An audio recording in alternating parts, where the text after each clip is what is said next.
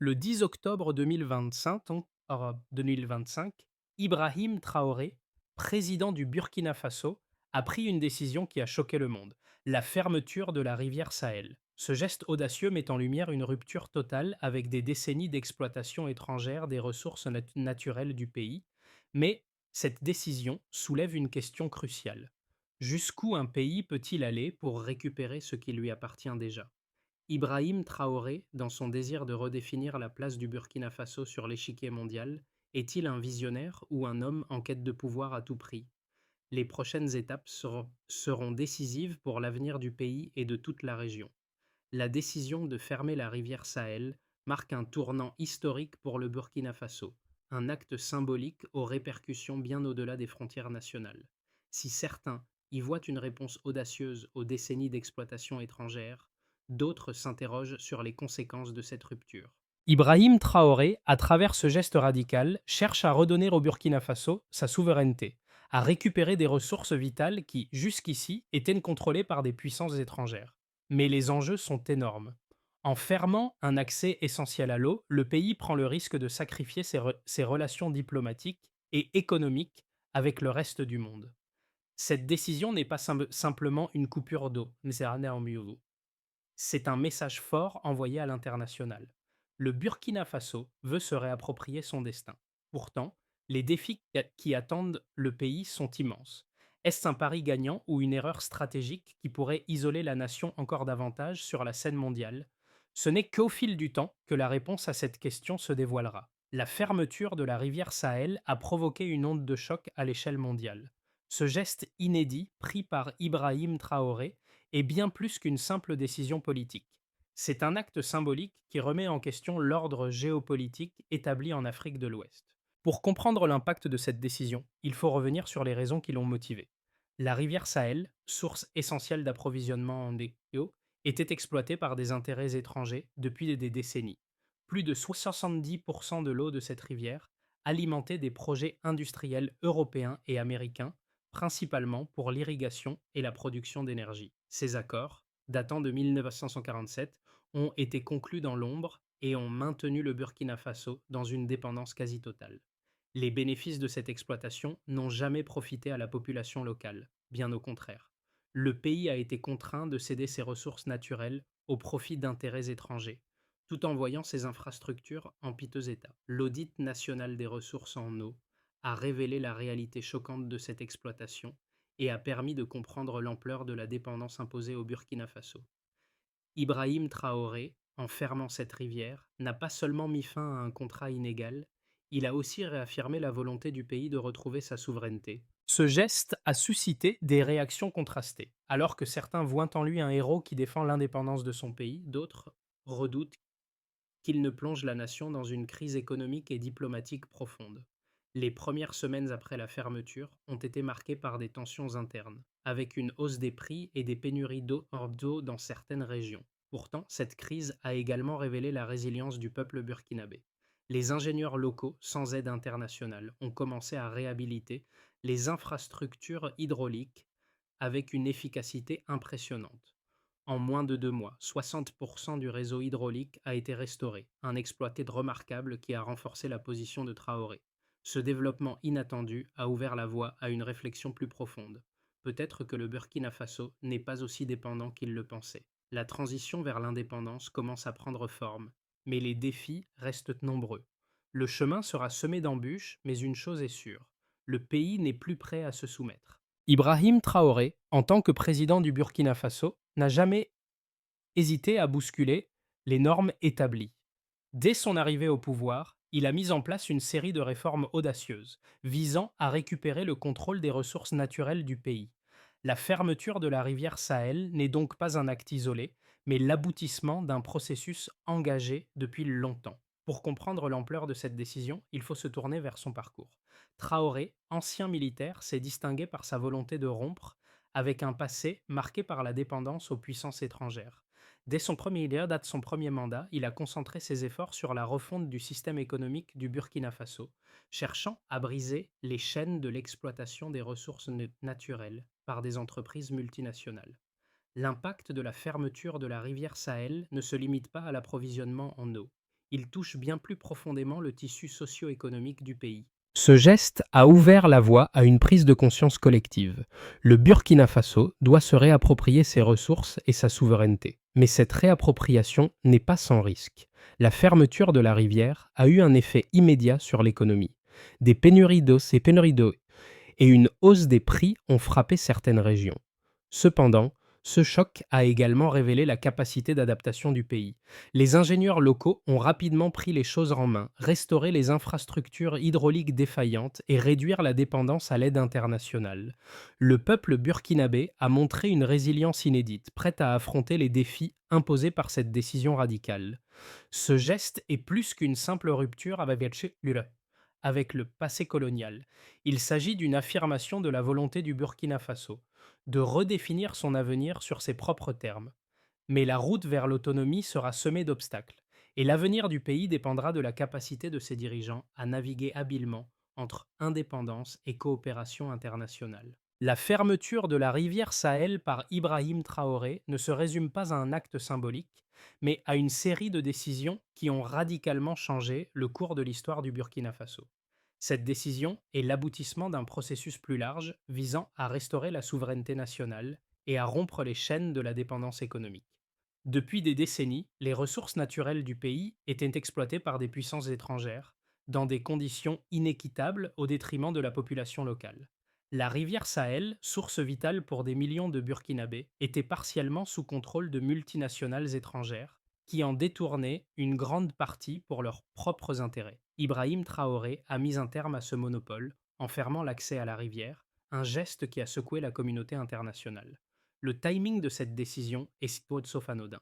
Traoré, en tant que jeune président, a pris cette initiative audacieuse après avoir constaté les dégâts causés par les accords de gestion des ressources signés dans les années 1940 et la fermeture de la rivière. Sahel a immédiatement eu des répercussions. Des sanctions internationales ont été envisagées, des réactions diplomatiques ont fusé, et une incertitude économique s'est installée dans le pays. Les experts internationaux ont averti que cette rupture risquait de plonger le Burkina Faso dans une crise économique. Les multinationales opérant dans la région ont suspendu leurs activités et des pénuries d'eau ont exacerbé les tensions. Mais contre toute attente, le pays a montré une résilience inattendue. En moins de 2 mois, les ingénieurs locaux, sans aide internationale, ont réussi à restaurer plus de 60% du réseau hydraulique. Cela a été possible grâce à l'engagement et à la détermination de la population. L'intervention de la société civile, et en particulier des jeunes ingénieurs, a été décisive. Ce succès a marqué un tournant dans la perception de la situation. Loin de l'effondrement anticipé, le pays a démontré qu'il avait les capacités nécessaires pour s'adapter rapidement et surmonter les défis. Le Burkina Faso n'est plus perçu uniquement comme un pays dépendant de l'aide internationale, mais comme une nation capable de se reconstruire par ses propres moyens. Cependant, cette victoire initiale ne doit pas faire oublier les défis qui restent à surmonter. Le pays doit encore faire face à des tensions économiques, au risque d'un isolement diplomatique et à une reprise économique incertaine. L'isolement international pourrait affecter les chaînes d'approvisionnement et le financement des projets de développement, mais le pays semble déterminé à maintenir le cap. La question clé reste, le Burkina Faso pourra-t-il maintenir cette indépendance tout en assurant la stabilité de son économie et de sa société? Les mois à venir seront cruciaux. Le gouvernement burkinabé devra naviguer prudemment entre la poursuite de l'indépendance et la nécessité de maintenir des relations diplomatiques solides. Les décisions prises aujourd'hui auront un impact direct sur la trajectoire future du pays. Si le Burkina Faso réussit à gérer la transition en réduisant les tensions internes et en renforçant ses infrastructures, il pourrait devenir un modèle de souveraineté retrouvé pour d'autres nations africaines. Le geste audacieux d'Ibrahim Traoré, en fermant la rivière Sahel, ne se contente pas de briser des chaînes politiques et économiques, il soulève également une question fondamentale, celle de la dépendance aux puissances étrangères et de la capacité d'un pays à gérer ses propres ressources. L'audit national des ressources en eau a révélé des chiffres choquants. Plus de 70% de l'eau de la rivière Sahel était destinée à des intérêts étrangers, principalement pour des projets industriels et énergétiques. Ces chiffres ont profondément choqué la population burkinabé, qui a pris conscience de l'ampleur de la dépendance imposée par des accords secrets signés dans les années 1940, et la décision de fermer la rivière a été précédée par des mois de préparation et de réflexion. Traoré et son équipe ont mené un audit approfondi, dévoilant les contours de cette exploitation cachée. Ce fut un moment révélateur pour de nombreux Burkinabés qui ont vu dans cette démarche un acte de justice. La fermeture de la rivière Sahel a ainsi symbolisé un retour à la souveraineté et un premier pas vers la reprise du contrôle sur les ressources naturelles du pays.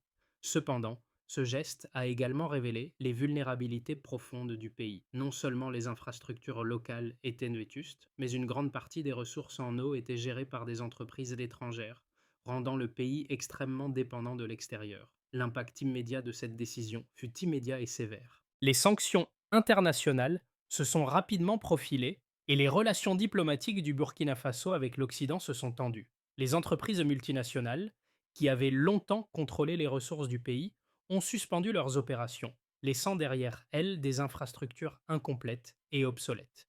La situation économique est rapidement devenue difficile, les pénuries d'eau affectant la vie quotidienne de millions de Burkinabés.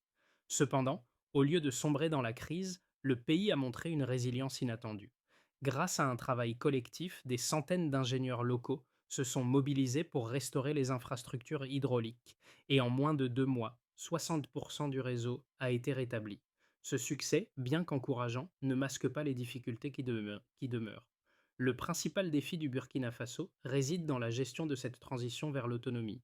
Le pays doit non seulement réhabiliter ses infrastructures, mais aussi renforcer ses capacités locales pour garantir une gestion durable de l'eau. L'indépendance hydrique est désormais une priorité nationale.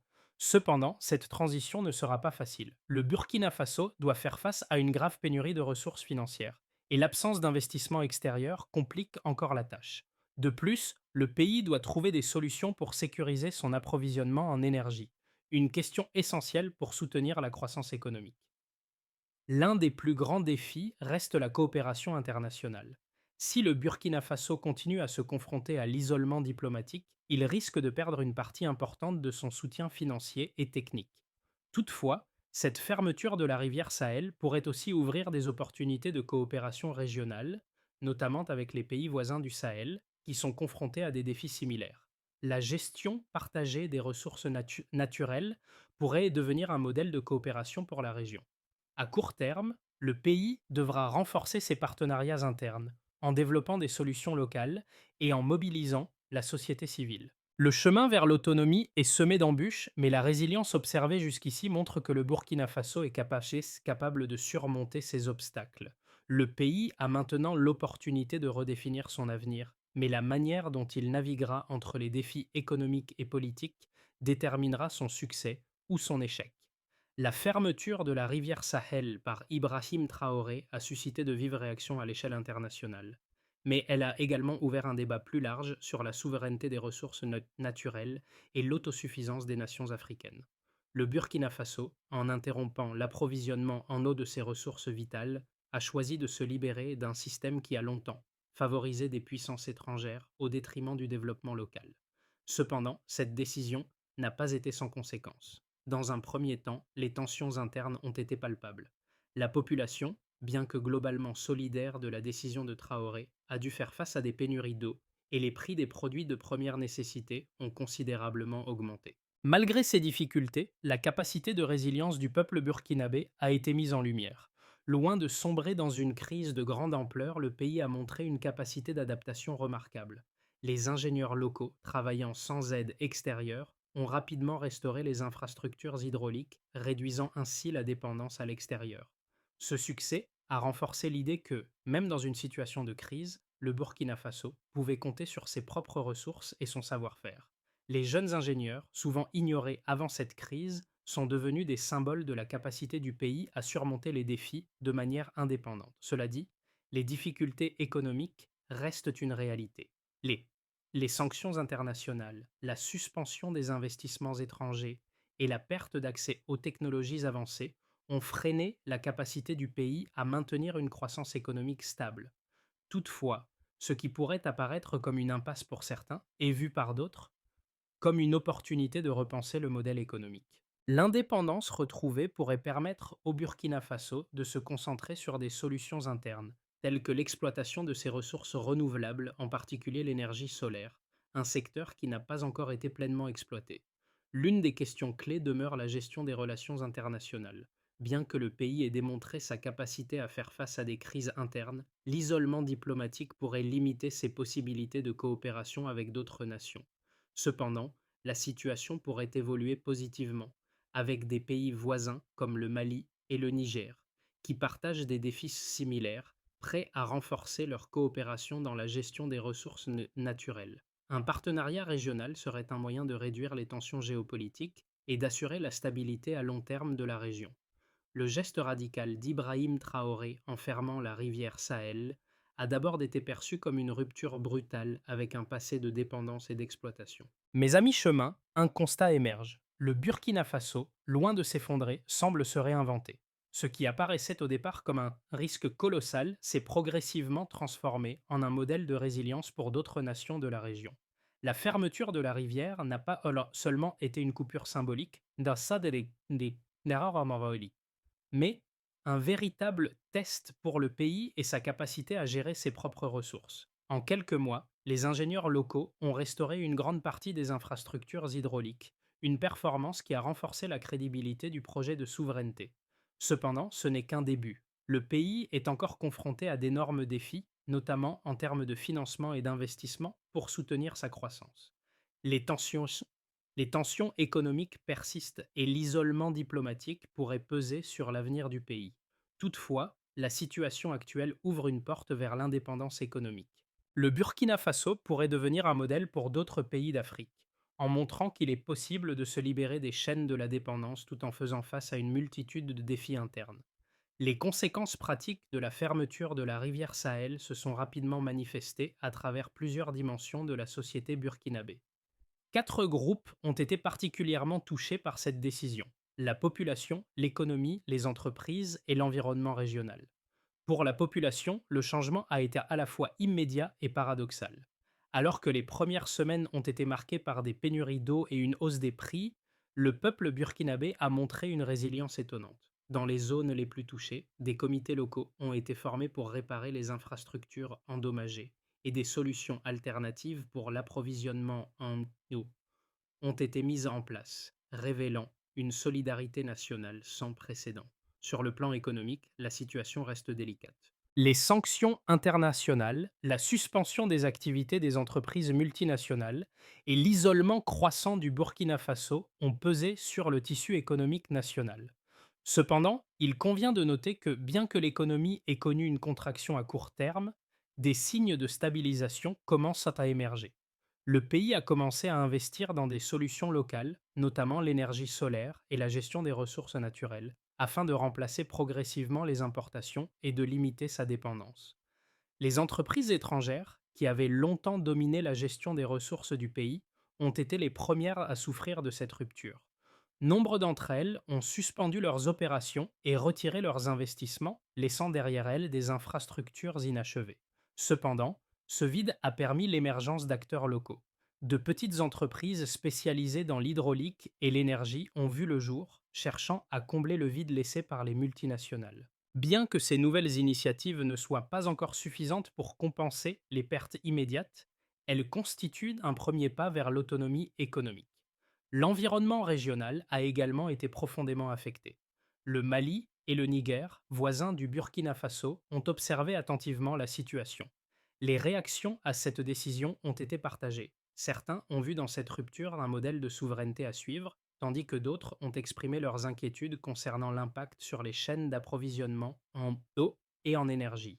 Cette situation a révélé les fragilités d'un système interconnecté dans la région du Sahel, où les ressources naturelles sont partagées entre plusieurs pays. Toutefois, la fermeture de la rivière a également ouvert la porte à une coopération renforcée entre les pays voisins, qui pourraient partager des solutions pour une gestion collective des ressources. Les impacts de cette décision sont multiples, mais ils soulignent une réalité fondamentale.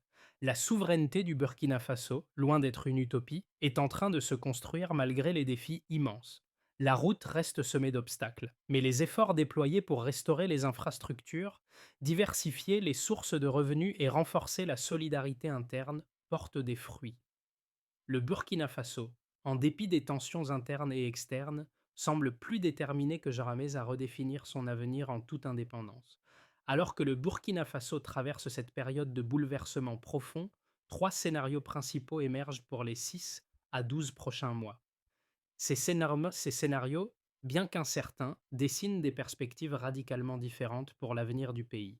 Le premier scénario, plus modéré, envisage un avenir dans lequel le Burkina Faso parvient à stabiliser sa situation tout en gérant les conséquences économiques et diplomatiques de la fermeture de la rivière Sahel. Dans ce cas, la nation parvient à contenir les pénuries d'eau et à restaurer une grande partie de ses infrastructures hydrauliques. Les sanctions internationales resteront présentes, mais les efforts pour renforcer l'autonomie du pays, notamment dans le secteur de l'énergie et de l'agriculture, permettent une reprise modeste de l'économie. Une croissance annuelle de 2 à 2,5% pourrait se dessiner, soutenue par une réduction progressive de la dépendance aux importations et des initiatives locales qui voient le jour dans des secteurs comme l'énergie solaire et la gestion des ressources. Le deuxième scénario, plus optimiste, envisage une transformation économique et politique profonde, soutenue par des réformes internes et une coopération régionale accrue. Le Burkina Faso, après avoir consolidé ses efforts pour restaurer son indépendance énergétique, commence à se diversifier économiquement. L'énergie solaire devient un secteur clé avec des investissements locaux et régionaux croissants, permettant au pays de devenir un modèle d'autosuffisance énergétique en Afrique de l'Ouest. La coopération avec des voisins comme le Mali et le Niger commence à se renforcer, notamment dans la gestion partagée des ressources naturelles. L'économie pourrait connaître une croissance de 4 à 5% par an, soutenue par l'innovation interne et une plus grande intégration régionale. Le Burkina Faso pourrait devenir un leader régional en matière de souveraineté énergétique et de gestion des ressources naturelles. Le troisième scénario, plus sombre, envisage une crise économique et diplomatique prolongée. Dans ce cas, l'isolement international du pays se renforce et les sanctions économiques deviennent de plus en plus sévères. L'économie du Burkina Faso entre dans une récession grave avec des pénuries alimentaires et un manque de financements internationaux qui empêchent toute reprise substantielle. La croissance économique stagne, voire régresse, et les tensions sociales augmentent, notamment en raison des difficultés d'approvisionnement et de la hausse des prix des produits de première nécessité. Le pays, malgré ses efforts pour se réinventer, pourrait se retrouver dans une situation précaire, dépendant davantage de l'aide régionale et des investissements étrangers pour maintenir sa stabilité. Dans tous les cas, l'avenir du Burkina Faso repose sur sa capacité à gérer cette transition. Les mois à venir seront cruciaux pour déterminer si le pays peut transformer cette crise en une opportunité d'indépendance durable, ou s'il sombrera dans une nouvelle dépendance. L'enjeu est majeur. Réussir à naviguer entre autonomie et coopération pour garantir un avenir stable et prospère. L'avenir du Burkina Faso dépend désormais de la manière dont le pays réagira face aux défis internes et externes. Si le chemin vers l'autonomie semble semé d'embûches, des signes d'espoir commencent à émerger, non seulement dans les secteurs économiques, mais aussi dans la société civile. La fermeture de la rivière Sahel a agi comme un catalyseur, renforçant l'esprit de solidarité et d'unité parmi les Burkinabés. Les manifestations de soutien à Ibrahim Traoré, notamment à Ouagadougou, ont montré qu'une grande partie de la population soutenait la vision de son président, malgré les difficultés immédiates. Ce soutien populaire est un atout précieux pour le gouvernement, qui devra l'utiliser pour avancer dans la reconstruction du pays. Sur le plan économique, la priorité